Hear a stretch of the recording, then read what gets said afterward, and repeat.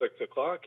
Now calling to order the Mashpee Conservation Commission meeting, Thursday, October 14th, 2021. Is there anyone on the line or in the room that has business that is not on the agenda who would like to be heard? Nobody on the line and nobody in the room for any non-hearing agenda items.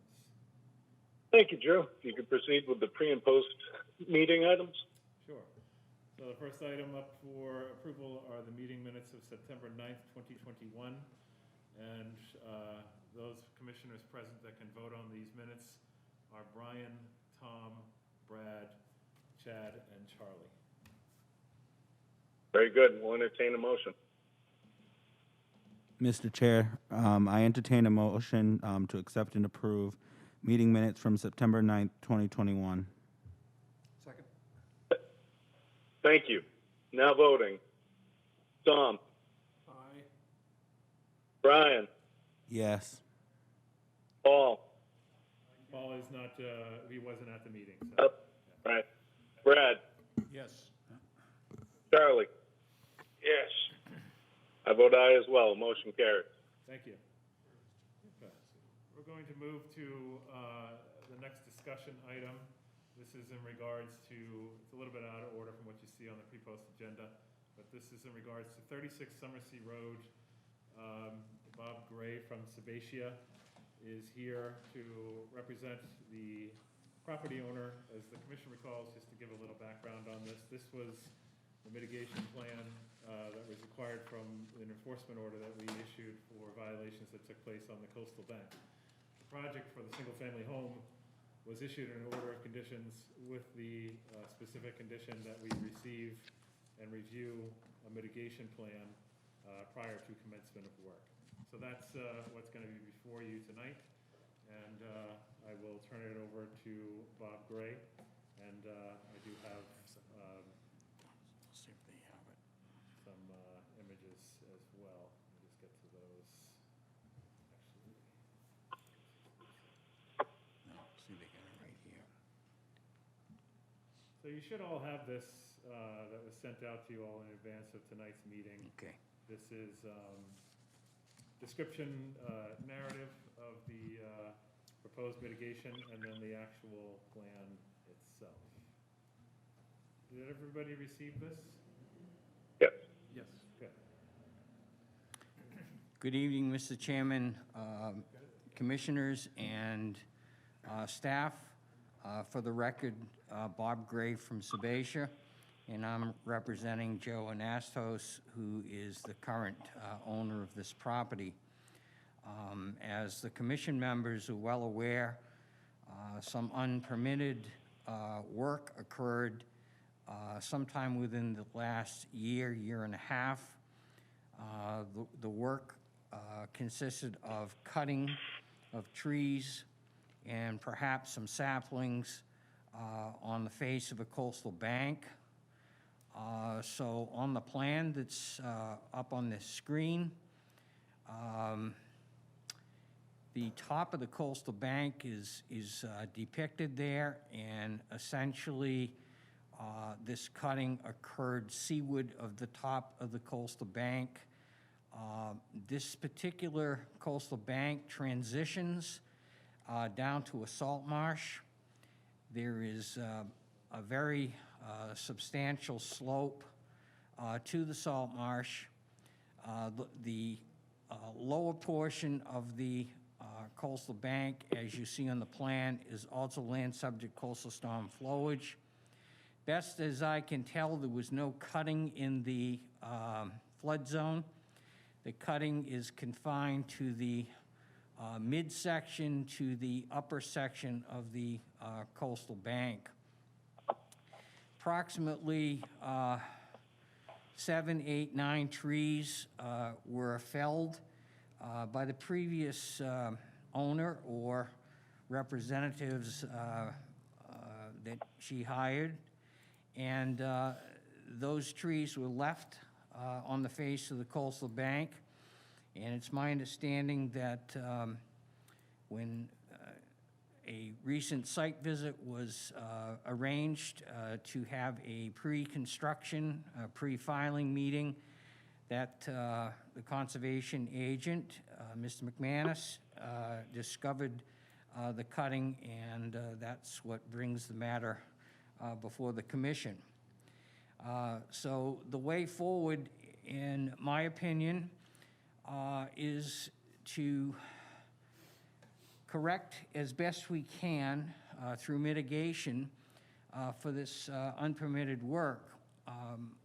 As I outlined in my narrative, I am not recommending any planting on the actual coastal bank, at least at this time. The trees that were cut were not stumped. They were not uprooted in any fashion, and all of the trees that were cut are showing a significant regrowth this growing season.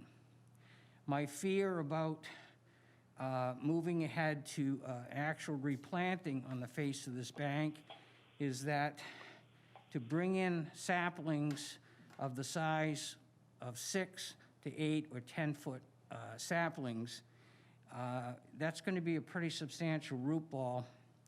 It's going to cause quite a bit of disturbance in putting those into the ground. We will be disrupting the soil on a very steep slope, and the down gradient receptor is the salt marsh, very sensitive resource area, as you know.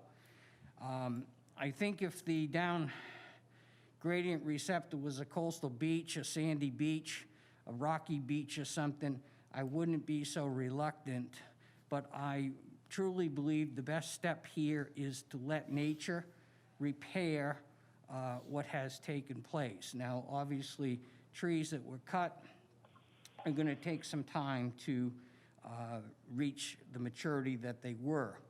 I'm not recommending any supplemental planting in this first year, but I did receive some correspondence from Drew today, and I would concur that an additional site visit might be warranted to look at some bare areas on the bank, and perhaps we need some stabilization with jute netting, perhaps some kind of seed mix for stabilization.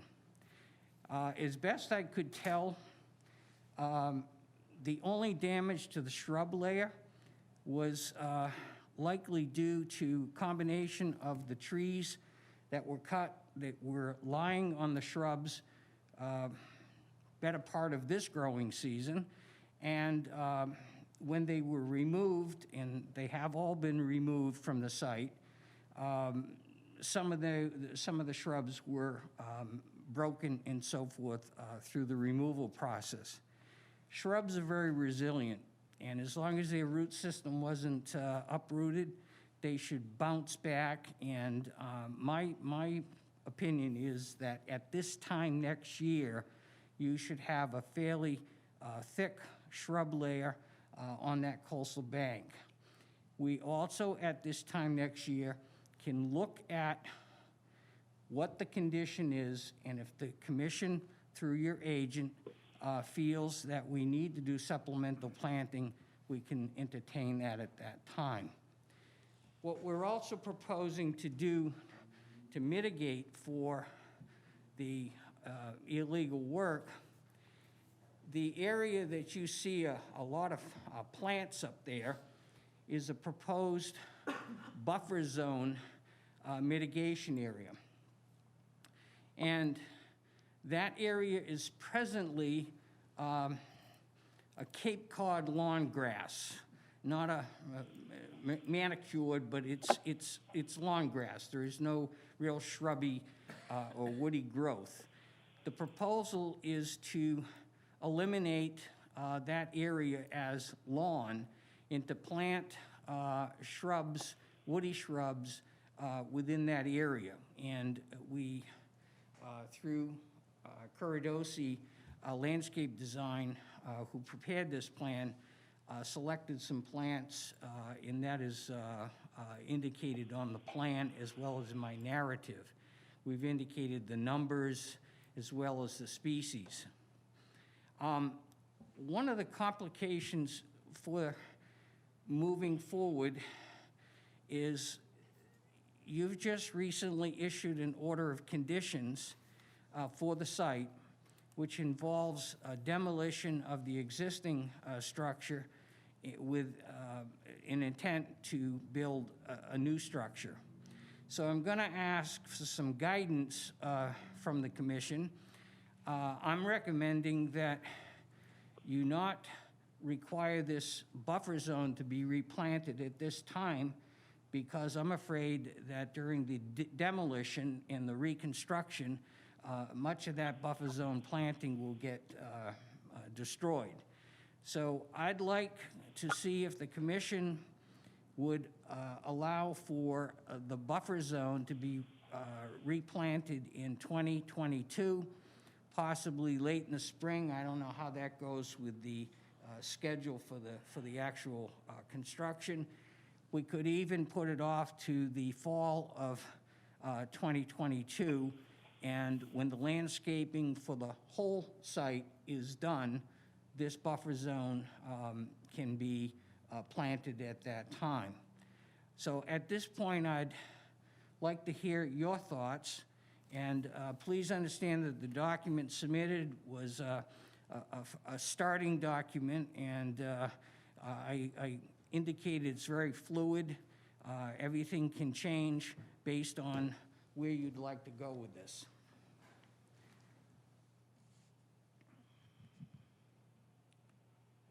Thank you. Drew, would you like to offer comments on the plan? Sure. Thank you. So Bob had gone over some of the comments. I agree that, for all intents and purposes, to try and establish trees or other type of vegetation on a bank this steep would probably create more issues than were created from the removal of the trees. So I completely agree with that recommendation, that we should see what grows back in that area and assess at a later time how that regrowth, how it reestablishes itself, and it can be revisited, but I think it's premature at this point to require plantings in that area. It should be a wait-and-see type of scenario for the bank itself. And I do agree that there should be a subsequent site visit just to assess some of the barren areas. There was one area in particular over facing the backyard over on the left-hand side on the bank, this area here, where there seemed to be a large patch of just exposed soil, and it could grow in, but it's just an area that kind of raised a red flag with me, because I started to see some evidence of runoff just from what had occurred post-cutting. So that might be a candidate area for some form of temporary erosion control, like jute matting or some sort of silt fencing or something along those lines, just to stabilize that area, spreading of straw.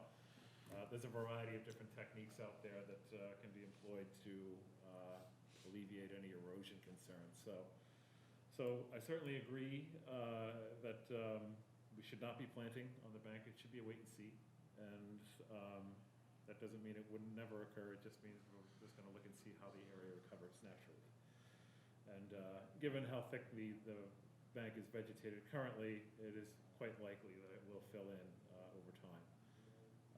And you've got sassafras on the bank too, and that's a very fast-growing species. So that's likely what you'll probably see propagate in that area and other areas on the bank. I like the species list as far as the buffer zone, this area where you see removal of existing lawn, and you've got a variety of different shrubs and ground cover in this area.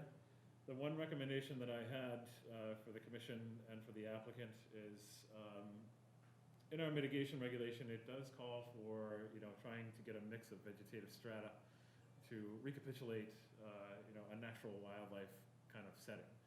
So, and vegetative strata can include ground cover, shrub level, understory, and trees. So I had recommended a couple of different species of trees. I was my recommendation was a minimum of 5 trees to be planted. Some of these could replace even some of the shrubs or take it, be implemented in areas where there's identified bearberry and huckleberry. With not, the purpose of blocking up any existing view, but kind of off to the sides, but still enhancing the buffer zone to the coastal bank in appropriate areas, and areas that would be most advantageous for the particular species that would be selected. So some of the examples that I provided would be either American holly, shadbush, or eastern red cedar, or even a type of dogwood or something like that. These are all trees that don't get particularly large. Hollies can, but species like red cedar and shadbush, I think would be very appropriate for the site, and it would just add that additional strata layer of vegetation to make this include all layers of vegetation. So you'd have ground cover, you'd have shrubs, and you'd have trees. And given when you're dealing with the loss of mature-sized trees, which some of the ones on the bank were, that's a pretty significant amount of habitat loss and nesting habitat for a variety of bird species. So getting the trees as part of this mitigation, I think, just makes sense given the violation that took place. So the other issue that I had brought up, and it's really not related to the aspect of mitigation for this, but the plan itself does call, this is just for the landscaping portion around the house, does identify this area here. I believe it's, might make it out. 725. I think it's 725. 725 square feet? 725. Yeah. 925. 925, okay, that's what I thought it was. So, in the order of conditions, Joe, it prohibits any lawn within 50 feet of the bank. So you can't have lawn there. It was identified on the plan, on this revised plan, but you can see the 50-foot buffer line there, the dashed line that runs across here. From this point out to the coastal bank, under our local nitrogen control bylaw, you can't establish lawn in that area. And this looks to be like newly established lawn, if I'm not correct. If I'm mistaken, you can correct me if I'm wrong. This area of removed turf, for the mitigation area, seems to be what's existing lawn on the property right now. And then off to the side here, you've got basically just exposed dirt with ornamental plantings. So you can't establish new lawn within 50 feet of the coastal bank. So we are going to require a revised plan for the landscaping portion of this to keep this, to identify lawn areas outside the 50-foot buffer. Inside, you can do, some type of native ground cover, you can do mulch, you can do a clover lawn, 100% clover lawn. Yeah, it's mulch now, I think. Yeah, Mulch so, and rock. right, so it's up to you as far as what you want to do, it just cannot be turf grass. That is prohibited. So, and that is a condition in your order of conditions. So the plan needs to be changed to reflect that, because this plan is misleading as it currently exists when it comes to lawn. Can it be some type of patio material? Because we are losing quite a bit on that left side, and I'm just wondering if we can maybe wrap it around. I think if you were to propose patio, you would need to amend this order of conditions for something like that. That's not something that Yep. Get we that. can just readily accept, because this is a condition that was already, Okay. reviewed and put in place by the commission. Okay. So, I don't think you can sub out with patio at this point, not without an amended order process.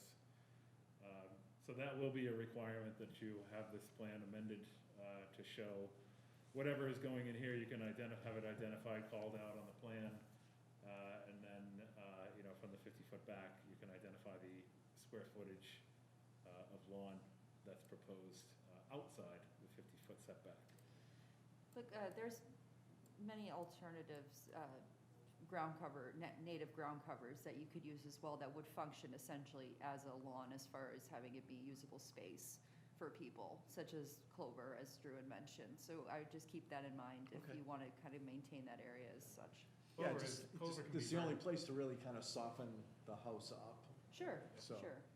Clover can, act very similar to lawn as far as from a recreational standpoint, Yeah, but it is much more beneficial Okay. than lawn, and doesn't require anywhere near the amount of maintenance turf grass can require. So I think that pretty much covers all of my comments.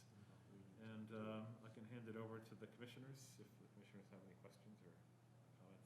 Thank you, Drew. Sure. Questions and comments from the commission?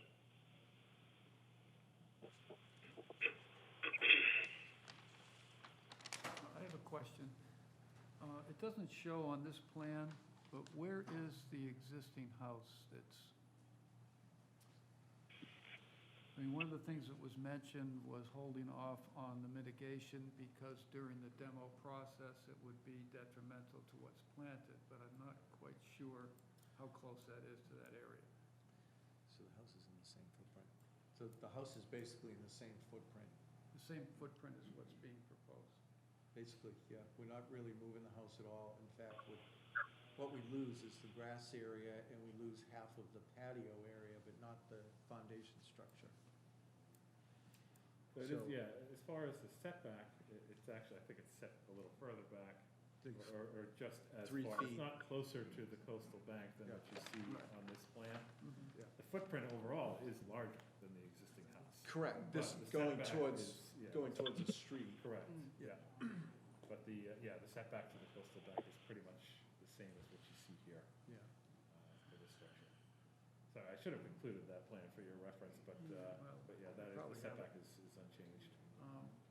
Well, getting back to holding off on this, does that include the plantings that would be on the seaward side of that siltation barrier? Over on this side here? Uh, Is what you're- No, that barrier between the smaller profile bushes Silt and, fence, and then there's plantings behind the silt fence there. Yeah, I think, Perimeter wall. based on Bob's recommendations, that all of this be held off until the reconstruction is complete. and what about on the other side of that barrier? This area? Yes, Same thing, same thing. yeah, the whole area, if I'm not mistaken. Is that what your recommendation was? It is, Yeah. but you have the person who's going to be sort of supervising the demolition and construction. So I have two concerns. One is that, as Tom would know, I'm not sure of the timetable based on the availability of material, Sure. number one. Right. Number two, it's not a huge space to maneuver around. It is on the left side, it's really tight on the right side, and there's a couple of retaining walls that need to come down. So I think it would be in the best interest of the property to let them work around the area without worrying about hurting any of the new plantings. It's not like there's this huge amount of room. It's only actually 12 feet on the right corner and on the left corner. So there's not a lot of room for a big machine to go in there and rip that out. Yeah, I mean, from construction overreach, based on my experience in dealing with tear-down rebuilds, there can be a lot of, just from an access standpoint, a lot of disturbance, even beyond, sometimes beyond the shown work limit on a plan. So I would agree that this planting plan really should hold off until such time as the whole site is completed with construction and stabilized, so that you don't run into, other situations where you'd have to set up erosion control because of exposed soil, or exposed conditions, disturbed conditions on the site lingering from construction activity. I think it just makes the most sense, because all of this, work can be done by hand, so you don't really need vehicle access back here for the mitigation portion. But I just foresee, too much disturbance, too many chances if you establish mitigation that it could get damaged, and it's just not worth taking that risk. The good news is the septic system is up front in the driveway, so we won't be digging where the original septic system is currently.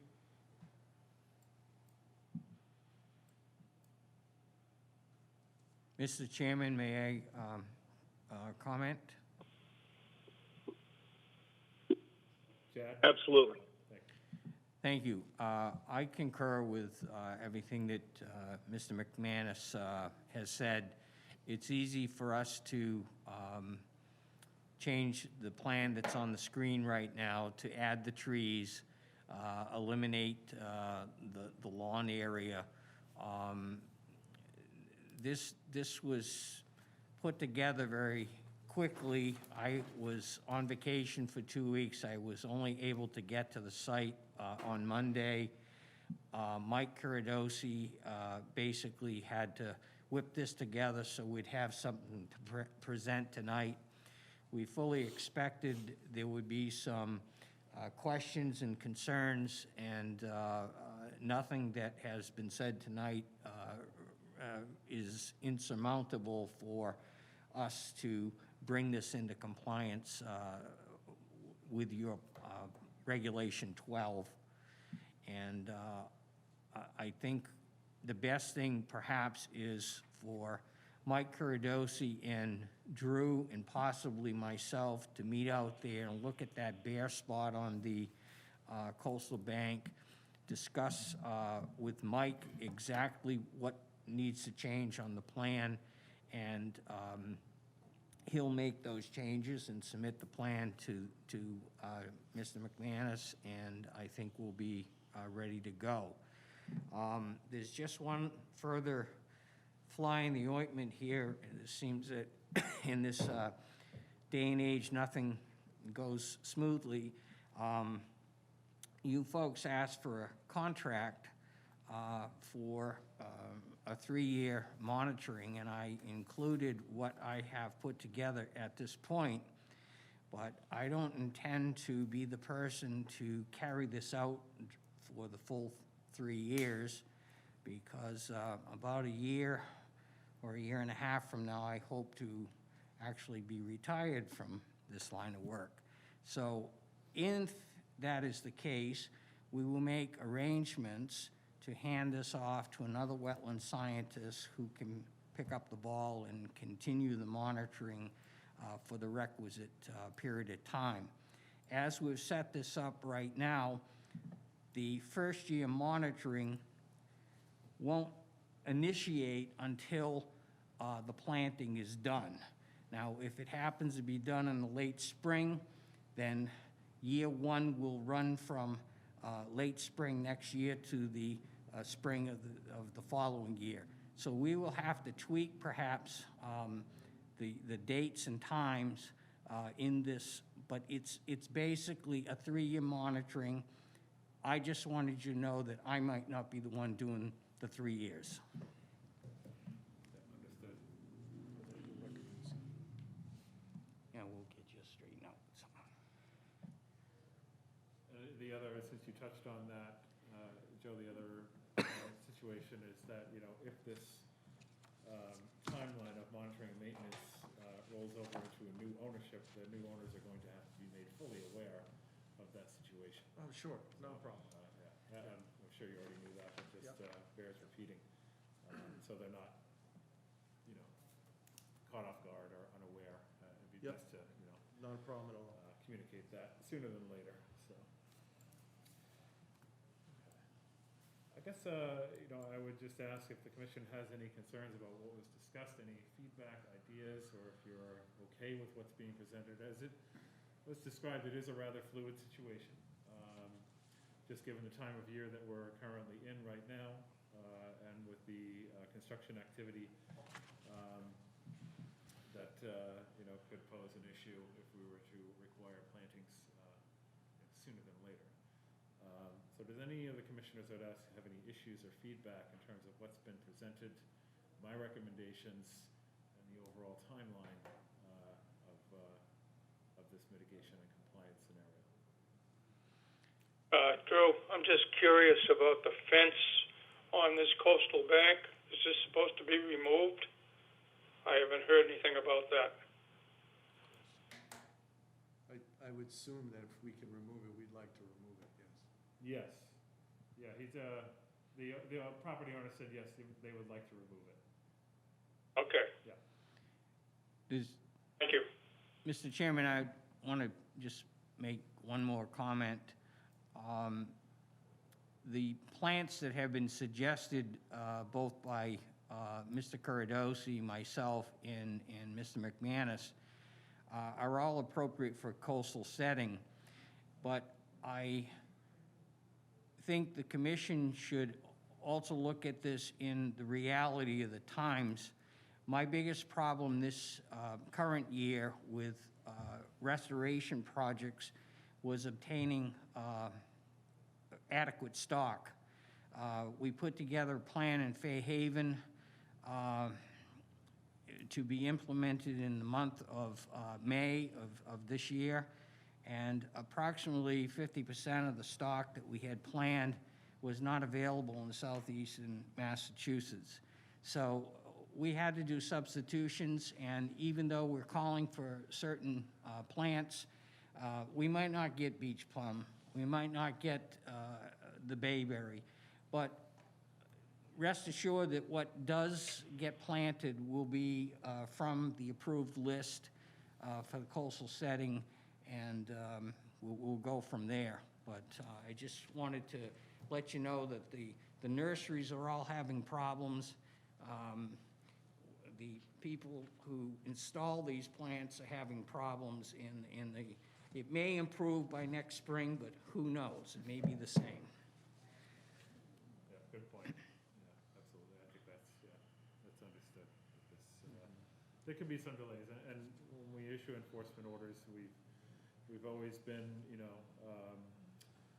willing to work with the property owner, as far as timelines. We have stipulated timelines, but they are flexible based on, demonstration of compelling hardship, and things like that, availability of contractors, availability of nursery stock, all of those things are just reality. And so as long as the ball keeps rolling, so to speak, and we keep achieving, getting closer and closer to full compliance, I think that's the most important thing in any sort of restoration scenario.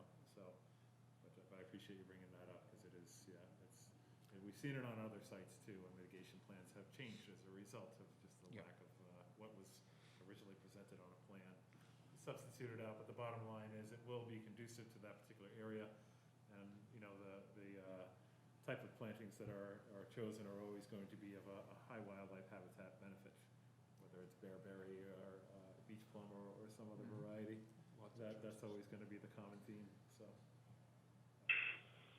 my comment would simply be I agree 100% in regards to the delay of the thing, because anytime you have a tear down and a rebuild in space like this, anything, even if you set up a limits of clearing, it still oozes over into the area. It's just brutal.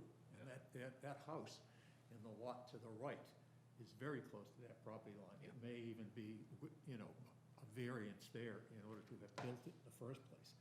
And a lot of shrubbery down that right-hand side, which is going to be destroyed, which is probably the neighbors, simply because of various activity going through there. So I think the best thing to do is to delay, as you're suggesting. in the order that we issued, there is provisions for, runoff and erosion control in relation to the demolition and construction. So, this area will be protected from the work limit line, and we'll make sure that remains in good shape throughout the construction period. So. Okay. Okay.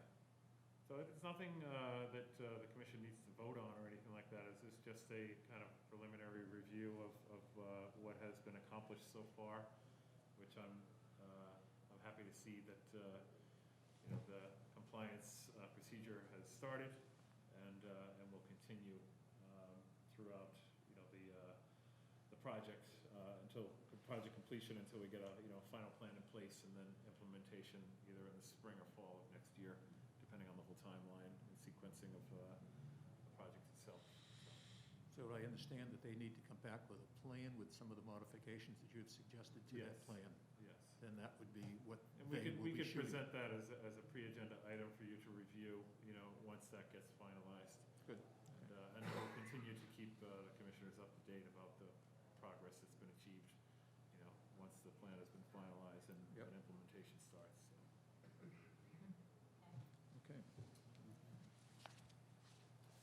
Thank you very much. All All right, thank you Thanks, so guys. much.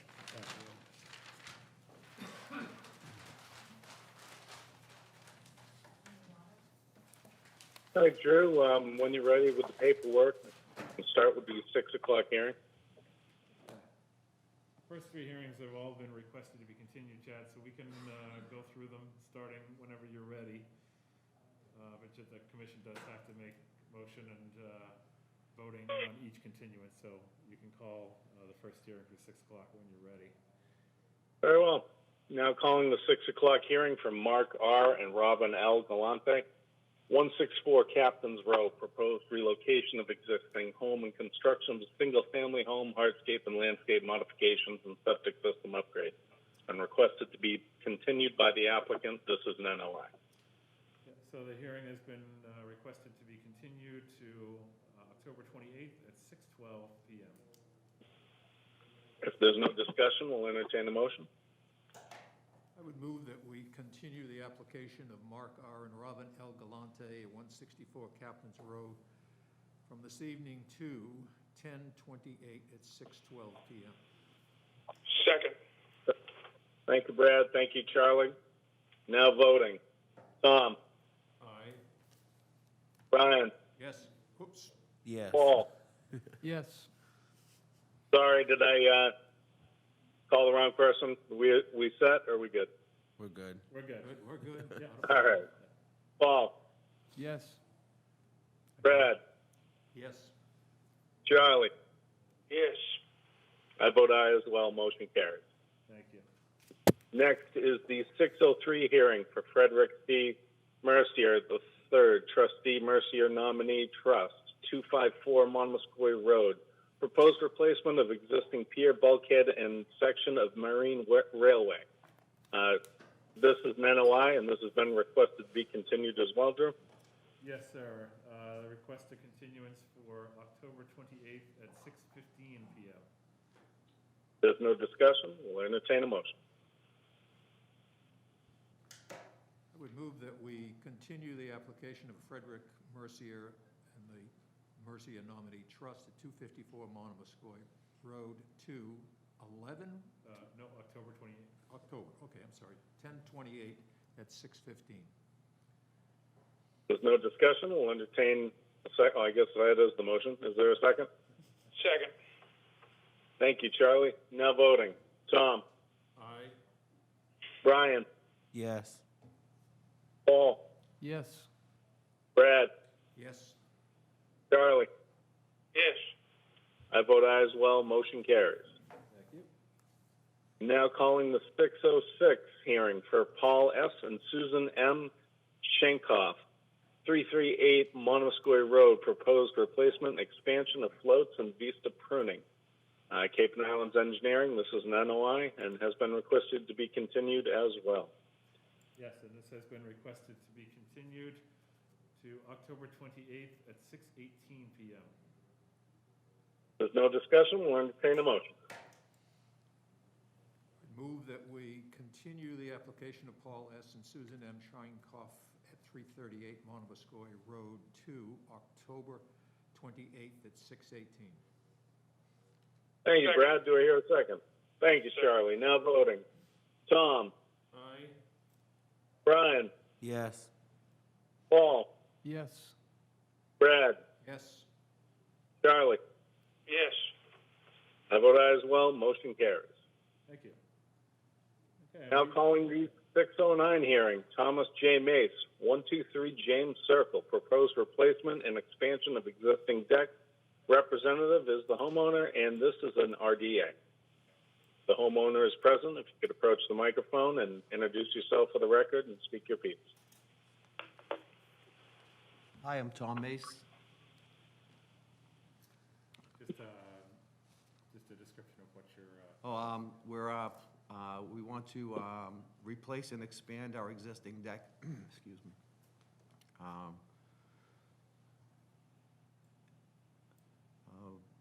I can give the commission some background on this. So this is the subject property. This is the lagoon area, the southern end of Johns Pond.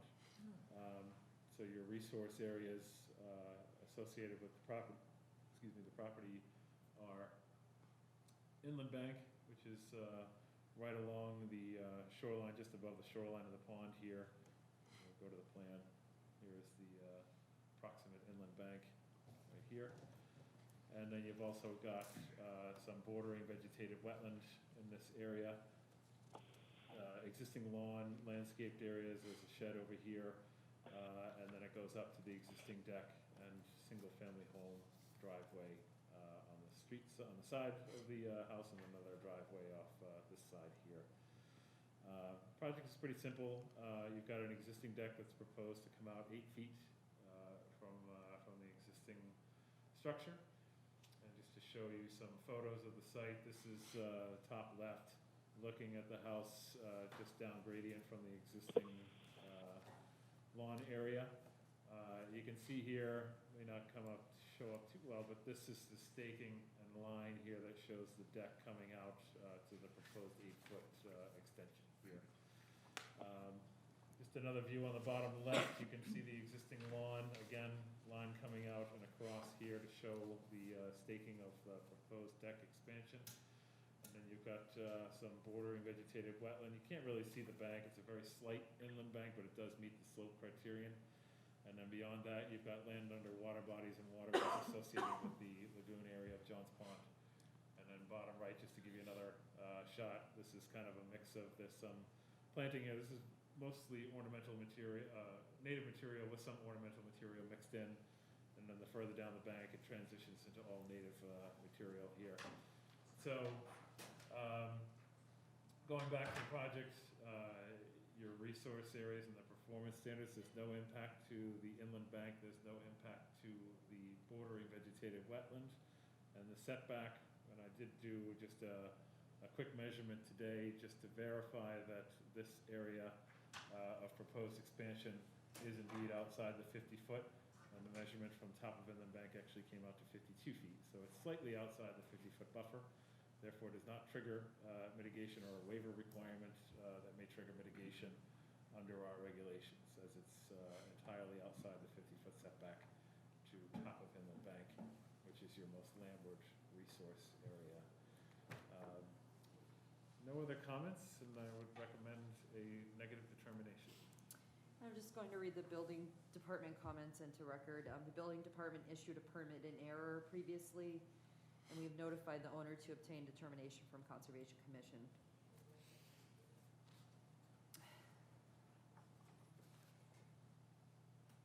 Questions and comments from the commissioners? Pretty straightforward.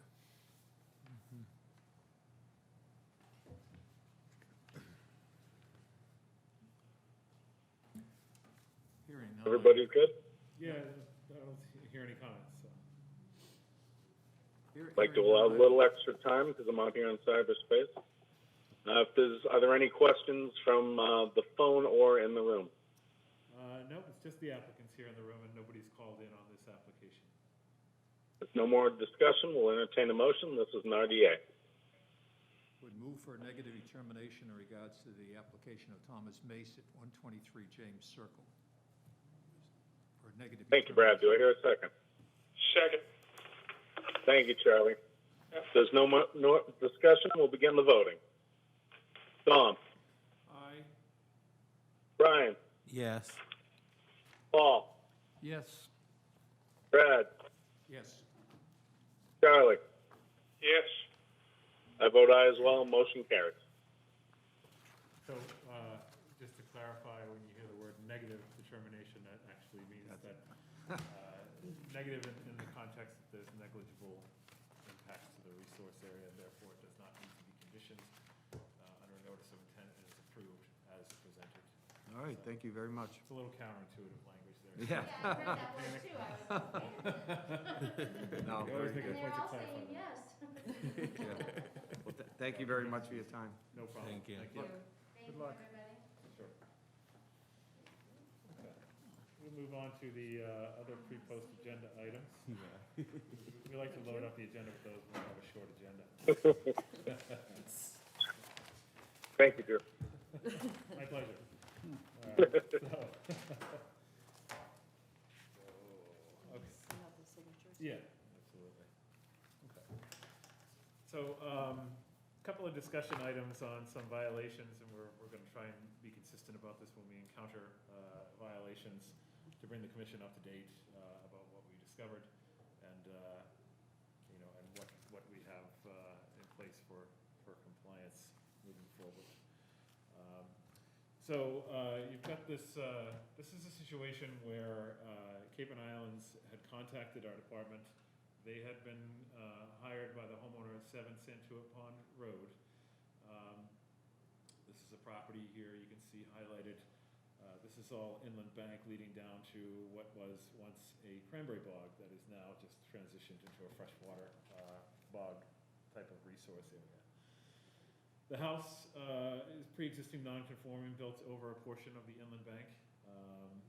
And then you've got the remaining bank that leads down to the resource area. So here's just a picture of a plan that was approved. This was back in, I want to make sure I get my dates correct here. So back in 1998, order conditions issued for this single-family home, which you see here on the left image. You got associated appurtenances, driveway, septic system, and a deck out here, and then you can see this line here. This is the silt fence and work limit. A subsequent amended order and RDA were filed after this initial order conditions was issued for the single-family home. And that was to request an additional driveway here off the road. This existing driveway dips down to a garage underneath the house. So they had requested an additional driveway, some areas of grass plantings, and then areas of retaining wall off to the sides along the work limit. And then you can see here, here's the resource area, top of inland bank, sloping down to edge of BVW associated with the abandoned bog area. And this is just a side profile to show what the retaining wall areas here off to the sides look like. So all of that is in place today. The grass actually was never put in, but the driveway's there. This driveway exists, footprint of the house. And then this was a required condition under the orders to provide a drainage basin here because the driveway does slope down off the road. It was a paved driveway to capture the runoff because from here down, it still slopes down the inland bank towards the wetland. So that was part of the requirement under the order of conditions for a single-family home. So that's the background. So when the homeowner, this is actually a previous homeowner, this is a situation where a certificate of compliance request was never made, no certificate of compliance was issued, and somehow the home got sold to new homeowners.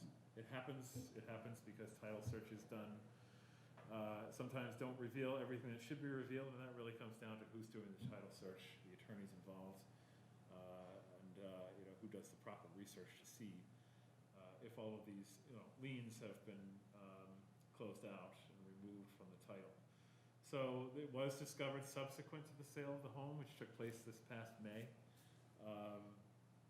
And as a result, we were contacted after Cape and Islands had conducted their inspection, and they noted a number of issues that, in their opinion, precluded any sort of recommendation for an issuance of a certificate of compliance. So I had outlined and described what took place, and I'll go to the photos just so I can show you what the issues are. So going back up to the plan real quick, you can see this was the first issue that you can see the deck was proposed to be centered on the back of the home. These are the decks that exist today. I'm assuming that this was the deck that was intended to be centered in this area, and then a secondary deck was constructed without any permit. Also, this existing deck here, I had shown this image to the building department, and they immediately realized that this deck is not built according to code, and neither is the stairway. So that's a separate issue for the building department, in addition to us, that we don't have a record of a second deck. And the existing deck, whether it's the elevated one or the one closer to at grade, is not in the position that was shown on this approved plan of record. So So that's one of the issues that was discovered. The drainage basin here that you can see in the driveway. So there was an RDA that was filed and approved, issued a negative determination in 2006 for this driveway and this driveway to be resurfaced with pavers. And I apologize, I meant to include an image of the driveway for tonight's presentation. Both driveways have been resurfaced with pavers. Now, there's no direct correspondence or communication as to why that was requested.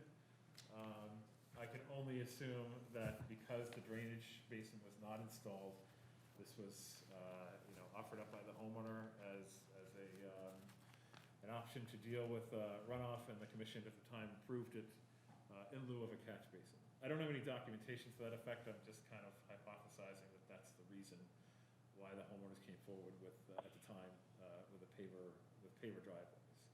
What kind of pitch would you guess there is on the paved driveway? I mean, would it have been approved as a paved surface simply because of I think so. the I didn't really pitch? see any issues with runoff.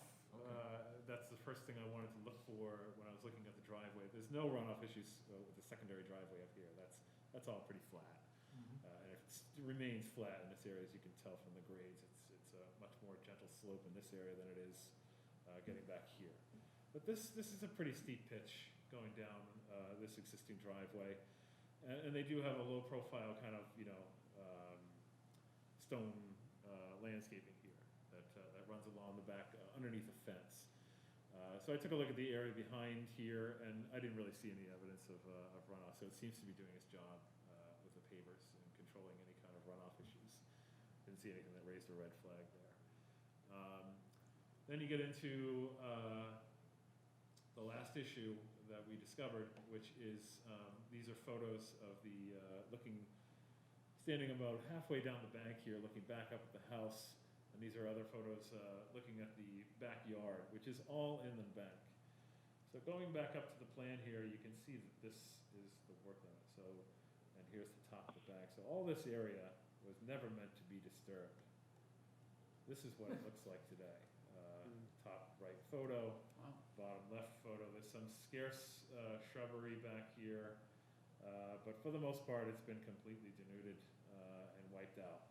There's some scattered trees, but it's certainly not as vegetated as it was supposed to remain, because there's just nothing proposed here, and there was nothing subsequent proposed in this area since this order of conditions was issued.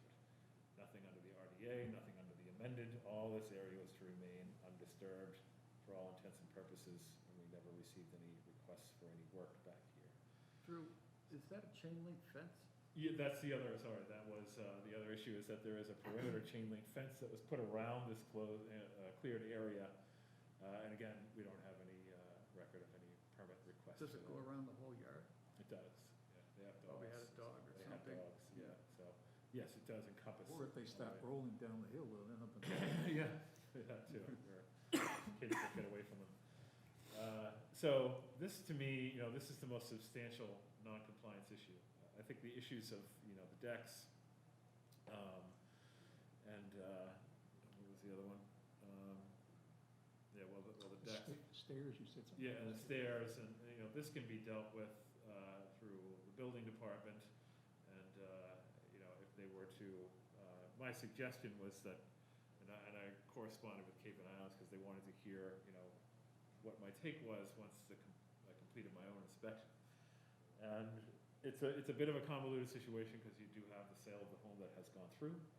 The new homeowners are completely innocent of any of this because this work, based on what I saw, this was clearing that had started probably a number of years ago, and then probably went through a series of progressions and more clearing over the years. So I don't believe that the current homeowners are really responsible for any of this, especially considering that they moved into the house in late May of this year.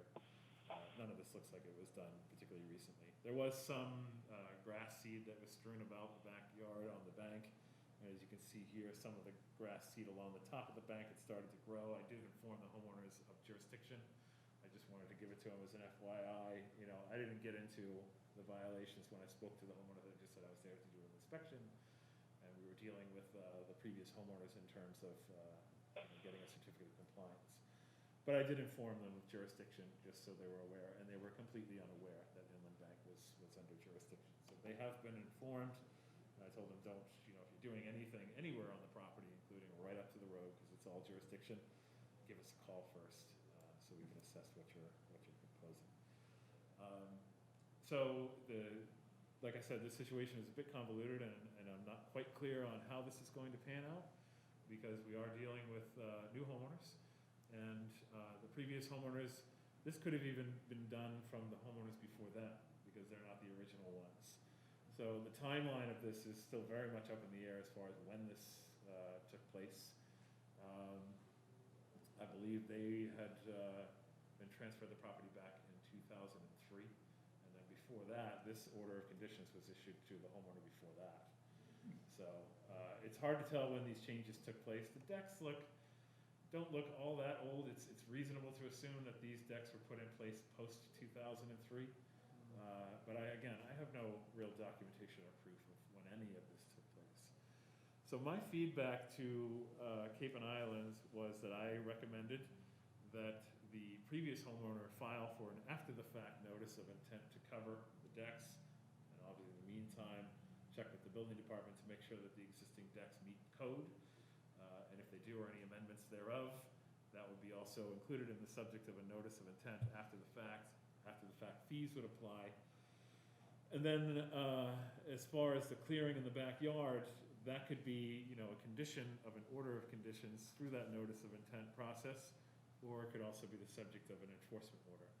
The big unknown here is, what sort of avenue are we allowed to pursue? And I'm quite sure town council is going to have to get involved with this to get his opinion on, how we go about achieving compliance in a situation where a home has already been sold. Is it incumbent upon the present homeowners to deal with the situation? And I sincerely hope not, but it could possibly end up that way. Is it the previous homeowners, or is it the homeowner before that? So all of that needs to be hashed out, because I don't know the answer to any of it. One way or another, we're going to work towards getting this into compliance, is the bottom line. But I just wanted to bring you all up to speed on this one, because it's an unusual scenario. It's a bit convoluted. But it's certainly a situation that, is going to require some substantial mitigation, and, retro permitting in some fashion to bring the existing conditions into compliance.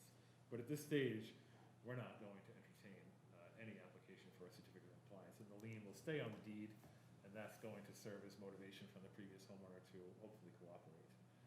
So we'll see what happens there. Does anyone have any questions on that? No, I just couldn't agree more that that's one of the biggest problems that you have with transfer of ownership of a property, whether it's conservation issue or if it's just some other regulation. The real estate people are pushing the sale of it now. They don't even have to push it. They just make someone know it's aware and it's sold. And no one ever goes back and checks anything. No. It happens in almost every department and in every association that's trying to make sure the property is maintained properly. So it's a headache, a real headache. It really is very frustrating, because this, certificate of compliance is supposed to be the catch-all, when you encounter violations like this. And if it's getting skipped over, glazed over, or just not noticed, that's a situation that's pretty alarming, because, it leads to this kind of, current situation where you're really not sure how compliance is going to be achieved. And it's most certainly going to get into, a legal battle, for sure. I can picture it, just based on the existing circumstances. So very frustrating situation to deal with, and it's not the first time that this has happened. It's like you said, Could Brad, very well end up to being another cost associated with selling a house or buying a house, because you're gonna have to send somebody out to the property to make sure that the conservation people are satisfied with what's there. You're gonna probably have to go out and take a look at the septic, so the health department's gonna be interested in it. Yeah, Everybody given will all wanna the do an inspection. yeah, given all of the violations here and the building code, I mean, just looking at that deck makes me cringe.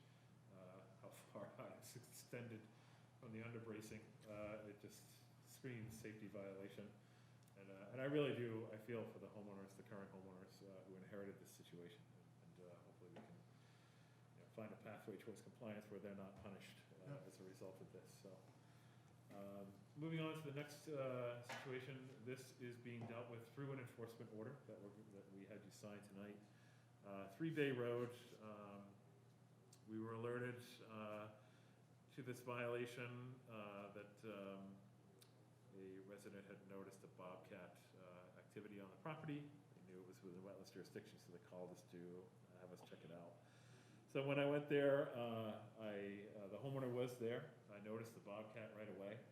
I pulled up the plan, the last plan of record that we have, which is for the home construction.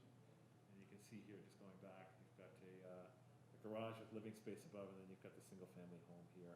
A little bit of lawn on this side, and then mostly naturally vegetated around the remaining perimeter of the home. So you can see here, this is what was approved on the last order that was issued, the first order of conditions to have this lot developed. You can see here, this is the delineated top of bank. So the bank really wraps around, half the lot here. So you've got some pretty, substantial areas of jurisdiction all around the existing house and garage with varying setbacks. So this is what took place. As I said, this is the first thing I noticed was the bobcat when I pulled up. So the homeowner had gone around the home and graded out all of the existing ground cover and what he claimed to be lawn at the time when I spoke to him. The first thing I did, as is typical in situations like this, is issued a stop work order. So I signed that and handed it to him and explained, this is wetlands jurisdiction. I want you to cease and desist any further activities because it looks like this, was just getting started basically, and there was more to come. So that was the first step. Going around this side, this is the area of coastal bank here. I'm looking at this image on the top right. Coastal bank wraps all the way around, and the bottom left photo is a continuation of this bank that you can see wrapping around the seaward side here, and then continuing all the way to the end of the property in this direction. So the coastal bank just basically wraps around the side and rear of the home. And all of this area, basically from the 0-foot line from top of bank back to anywhere from, 10 feet to 25 feet varied along, had just been scraped up of the ground cover. Now, the homeowner at the time had claimed that this was all lawn, but looking, and you can't really see too well, but looking in this area, this is the side of the home over here. This is this area, this photo right here. And then it wraps around to the existing deck. These, you can kind of make out, these are all exposed roots. They're not lawn roots, these are shrub roots, and maybe even roots associated with saplings. So when he claimed that this area was existing lawn and he was just getting ready to restore it, pull out all that, I said, no, this is absolutely not lawn. And these roots were shown all the way around here, and then in some areas back here. So it was kind of one of these unmaintained lawn / ground cover combination type of settings. Positive note on this is that he was immediately cooperative, and I had asked him to remove, because what he had done when he excavated the soil is he pushed it right over the bank in these areas here. So some of these tree trunks were buried under 2 to 3 feet of fill, and in other areas, the fill had been sent over the bank and smothered over some of this existing vegetation here that you can see. So I said the first thing you have to do immediately is you got to get these soils, this fill, off the bank, out from the tree trunks, store it somewhere in the upland where it's not going to leach back out if it rains, and then set up erosion control all along the top of the bank, and no further work until we get compliance and enforcement order out. So he did all that, and he did it the very same day, which was good to hear. He immediately, actually, this is him going out with a rake after I was on my way out, dealing with all the fill that had been pushed over the bank here. Drew, is that a recently purchased property? It was recently transferred. It's not a recent, yes. So it's a relatively new homeowner. Right. Yes, yeah, I would say So within. do we have any record of that deck installation? Right It's on here. the plan. Yeah, it's right here. That's the deck. It looks like. Was that filed for us? Yeah, this is part of the plan associated with the order conditions issued for the development of the lot. Okay. Is this plan here. So everything, as far as structures, everything is in line with what I saw out there. I didn't see any structural, projects that didn't meet this plan. Yeah. It was really just all this area around that he had scraped up all the ground cover and was getting ready to plant grass. So the question kind of remains, because you can't really tell from the GIS image what was out here on this side of the house. It kind of looks like, this is really probably the best image right here. He had said that this area was all lawn, probably just that kind of unmaintained lawn slash, exposed roots, ground cover, what have you. Basically an unmaintained lawn area. I have no way of knowing that. I can't find any kind of previous images associated with what this area looked like. So in the absence of that, what we basically have the burden of proof fall upon the homeowner that if he's claiming an area is lawn, show us photographic evidence of that. And in the absence, we're going to assume it was not lawn, and that it's subject to restoration. So that is going to be how we're going to approach this. Other areas where we saw the exposed roots, like here, it's obvious there was never lawn there, and that area will have to be restored. So that was the enforcement order that you just signed tonight, and you signed 2 copies because there's an off-Cape address and an on-Cape address for this homeowner. So we'll send the enforcement order to both addresses, and we will get this into compliance. And like I said, the good thing is that he was immediately cooperative, he was apologetic, and he's thoroughly willing to cooperate and do whatever's necessary, and he's already taken steps towards that. So that's this one's gonna go a lot easier than the previous one. What was the number, Bay Road, 3? 3 Bay Road.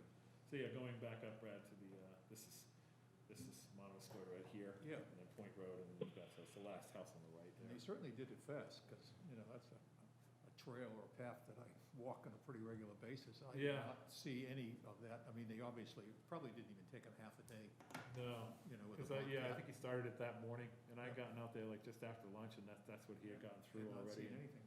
Yeah. So like I said, and I'd gone through various GIS layers, previous year images, and I couldn't really get a sense of what is here. It's just, the image is just not clear enough to show whether there was existing grass there. So we're gonna go under the assumption that grass did not exist, in the absence of any proof that he can submit that grass existed.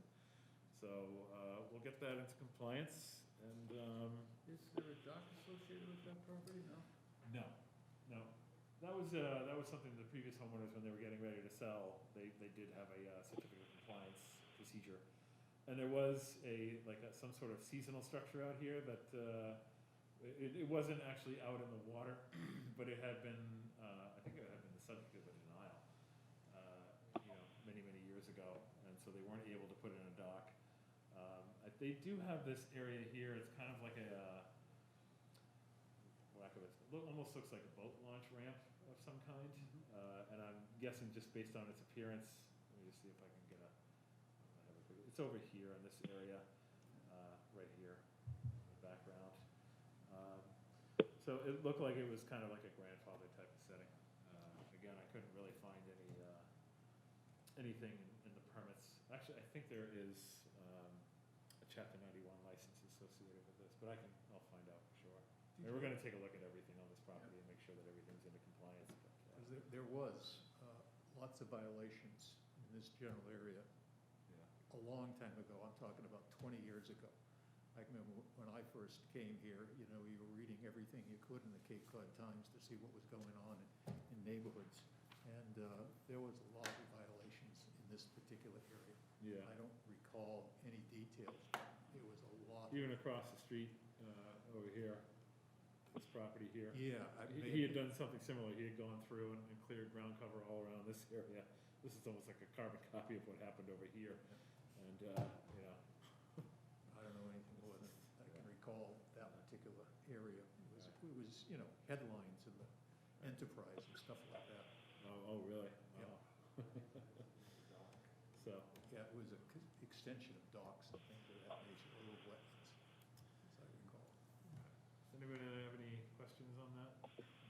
Like I said, we'll get the enforcement order out, and we'll get this, again, probably looking until next spring for actual planting, once a mitigation plan has been reviewed and finalized. So just wrapping up the updates, going through Childs River restoration. I know some of the commissioners had attended the ceremony there for the completion of that, or majority of completion of that project. It was extremely well put on by and set up by the Falmouth Rod and Gun Club. We'll speakers were there, state officials, Andrew Gottlieb, and various members of the Mashpee National Wildlife Refuge Partnership. So it was a really great turnout and a very, very well run event. If you haven't been by it in the last week, I mean, it's totally different. Where the river winds through there, it looks like they've seeded it. They've got all kinds of shrubs and trees planted out there. Really amazing, especially in the face of COVID, that they pulled all this off in the time they did. And there were some setbacks, but man, what an exceptionally well organized group. Next spring, you won't recognize it. Yeah. So it is just an amazing restoration project. That the turnaround on it was, I think, the most impressive part, just given how it coincided with the height of COVID. So good to see. So Red Brook Road culvert, we still haven't heard about DER Priority Projects grant. Hopefully we're going to get it. But Betsy Gladfelter, who filled out that application, she's one of the commissioners in Falmouth.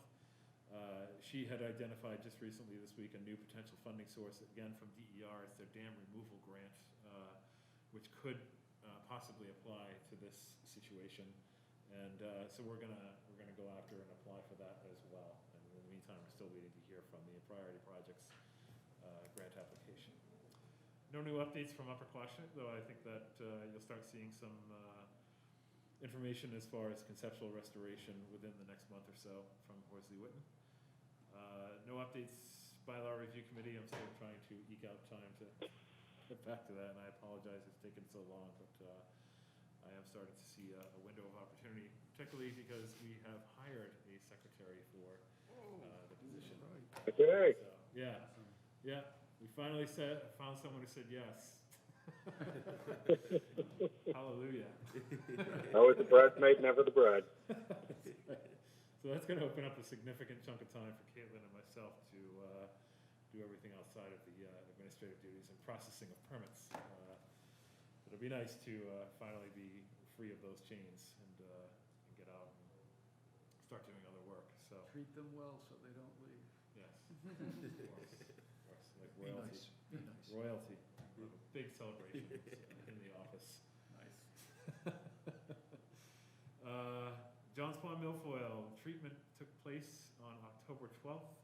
I think I forwarded you all summary notes of how that went down. It sounded like it was very successful. We were pushing the envelope in the season as far as dormancy for milfoil, but they believe they achieved significant treatment up to 90%. And so that's good to hear. It'll all be revealed next spring when the growing season starts again. And they will do another survey to see any areas that they might have missed, or planting the milfoil may have gone dormant and just wasn't exposed to this treatment, and then that'll be assessed at that time. But the bottom line is any remaining areas of milfoil will be dealt with and eradicated based on that subsequent survey, and we'll just find a way to get funding to get that done, because most of the funding that I have requested for this has been used for the surveying, and it went from 4 acres to 8 acres. So it was double in size, but luckily the funding I had requested from the Finance Committee covered that additional area, which was unknown at the time. So I'm glad we got the funding in place to cover everything that they had surveyed, and we will continue to update the commission once additional survey post-treatment takes place, and we'll Ought to give Jack Bates a merit badge of some kind, yeah. because he is dogged on that. That's it's good. That pond. Good to see that residents like him were cognizant of this and made us aware of it. And I only wish that the time it took to fill out the permit and get all the levels of permission had just been expedited a little bit more, so we could get 100% coverage and not run so late into the season for treatment. But like I said, I think it worked out well. And their turnaround, the company's turnaround time, after we issued the order, was fantastic. Getting out there doing the surveying, and we had gotten the permit order recorded, and so everything was very fast tracked once the whole application procedure was over with. So that's good. Kate, you want to give an update on Chopchick? Sure. On the 28th meeting, Neil Price from Horsley Witten will be here to go over the conceptual restoration design for Chupcheck Bog. We had extended the contract to the 31st for them to produce a document. We also recently sent the conservation restriction document draft to town council for review, and it has a few other levels of review after that through the Department of Fish and Game and the Army Corps of Engineers, but that'll all hopefully be done sooner rather than later. And we also are, Mark Robinson from the Compact of Cape Cod Conservation Trust is working on a baseline report for the parcel as well. Yeah, so that's continuing to move along. There's been a lot of small little amendments to contracts that have to bounce back and forth between each side and their counsel, their legal counsel, and so a lot of back and forth review for some of these timeline extensions and things like that. So once we get through all that, like I said, at the 20th instead of the 28th, you'll see a conceptual plan. Wesley Witten will be attending the meeting, Neil Price, and give the commission a full update on what to expect out there. And then the next phase, assuming we get funding for it, is actual implementation of a conceptual wetland restoration plan. So very exciting to see that happen. So, and I think that covers everything. All right, Drew, Caitlin, thank you very much. Any questions, comments, or business from the commissioners? Doesn't look like Anyone in the audience or on the phone? nobody's here but us. Just us. All right.